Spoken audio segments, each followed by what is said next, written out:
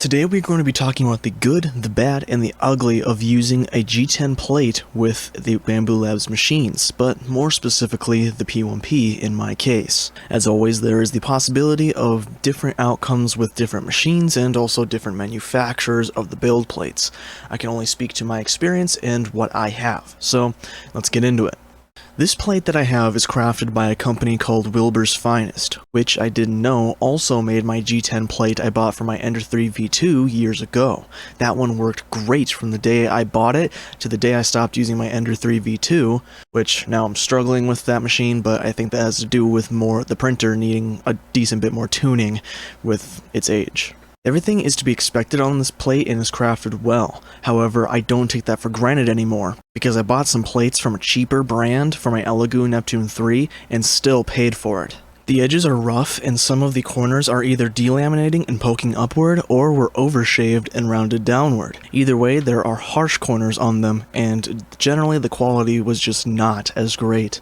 So again, don't take for granted the simple great quality of this plate. However, there is a crucial problem with how they ship this product. For all of their sheets, I believe they only provide the plate with most of them. For this one, it comes with some stickers for the LiDAR detection if your printer is equipped with it, and a couple adhesive pads to coat and apply something else to your plate. So, one of the benefits of G10 is often that you can use both sides of the plate if one side gets too scuffed up. Unfortunately, using this on one of the full-size Bambu Labs machines removes that possibility. At least with this execution, because you are meant to apply a spring steel sheet to the bottom. G10 is usually decently thick when it comes to build plates, so I don't know if you could use a thin sheet of G10 on each side of a spring steel sheet, but it's an idea, and either way, that's not what's happening here. In fact, they provide no way to fasten the plate to the Bambu Labs build surface.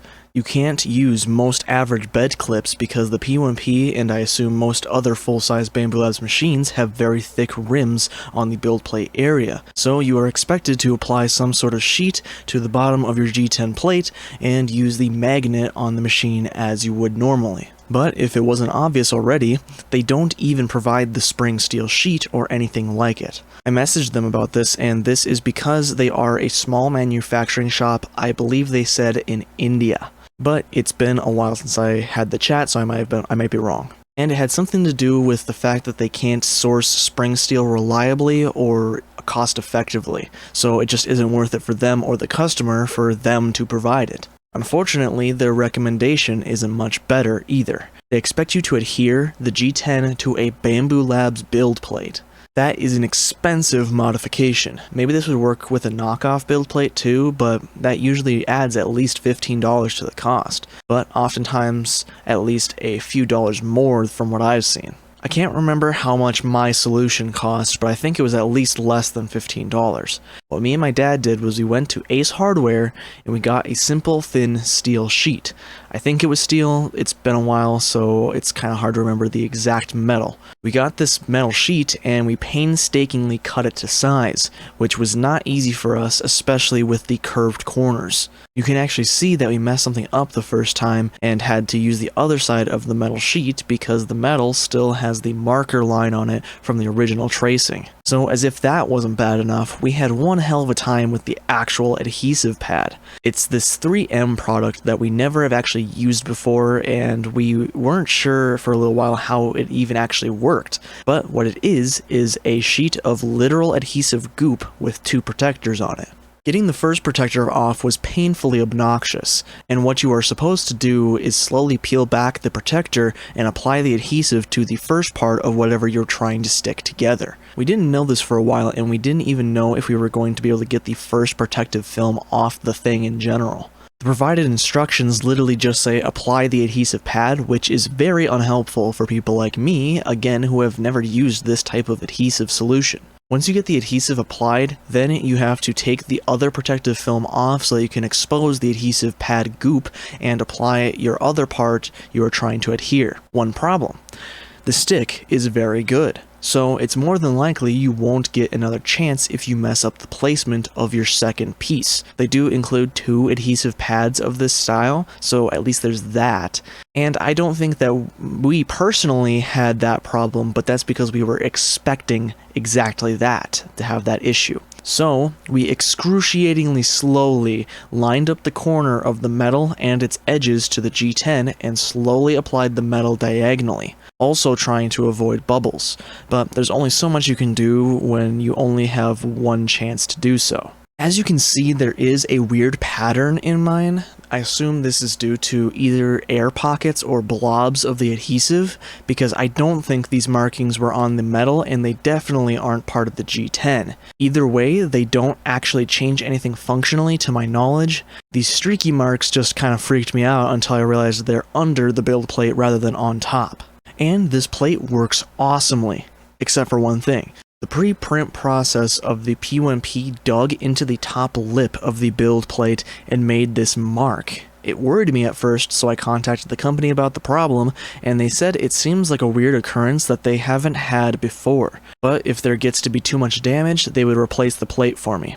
They also recommended putting on the QR codes, but after research, there wouldn't be any point in my case because the P1P doesn't have LiDAR, which I guess is what it actually uses to read the codes.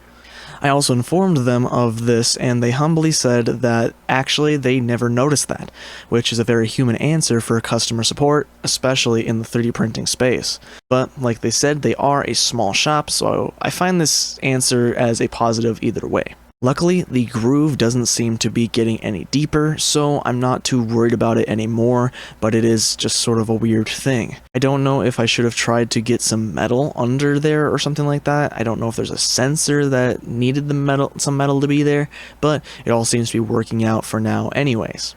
Because like I said, once we went through the process of getting this sheet put all together, it was instantly a dream to use, other than the panic of the start process, but it has printed consistently phenomenally since then. The bottoms of prints are smooth to the touch, especially with TPU. It does still have some problems with curling on the corners, but typically only a little bit. Otherwise, this thing is absolutely perfect now that it is assembled. There have been a couple build videos where I used it in them, and this has been the only build plate I use on the P1P for a few months now at least.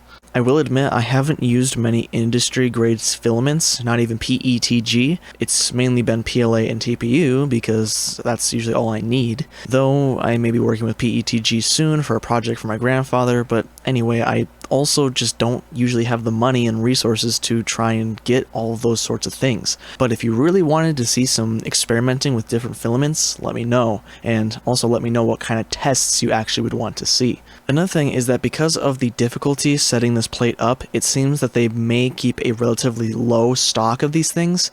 Usually when I check the listing, it's out of stock. However, it is in stock at the time of writing this video. So either that or these do just sell out that quickly. So be warned about that.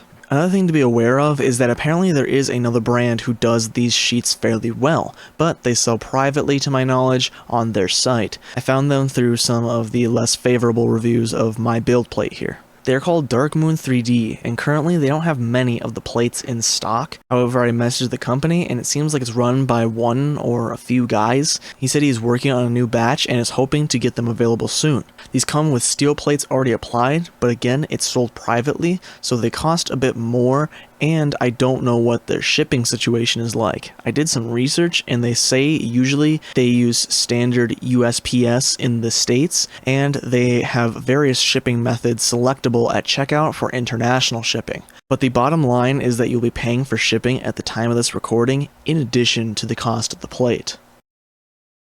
When I first started looking into G10, there weren't many options in general, but especially for the full Bambu Labs sizes, and that still seems to be the case for the most part. Other than Dark Moon and Wilbur's Finest, I can't easily find any manufacturers doing this, and just DIY solutions, and not even really many of those either. So, what I have shown seems like it's one of the best options for now. This may change in the future, so make sure you do your own research, but I've given you what I have found so far. So, if you found this video informational in any way, please leave a like. If you want to try one of these plates, I will have an affiliate link in the description below. So please use it if you are going to purchase one of these plates. It has no cost to you and helps me out. I think you can also get the plate on eBay if you're more comfortable on there for some reason, but I can't get affiliate links on there as far as I know. So I won't be linking to it. You just gotta hate the grind if you're upset by that for any reason. I don't make any money from these videos for now. I normally do 3D printing content as well as music related stuff and whatever I want occasionally, so subscribe if that sounds good to you. That's all I have to say for now, so I'm gonna say bye-bye.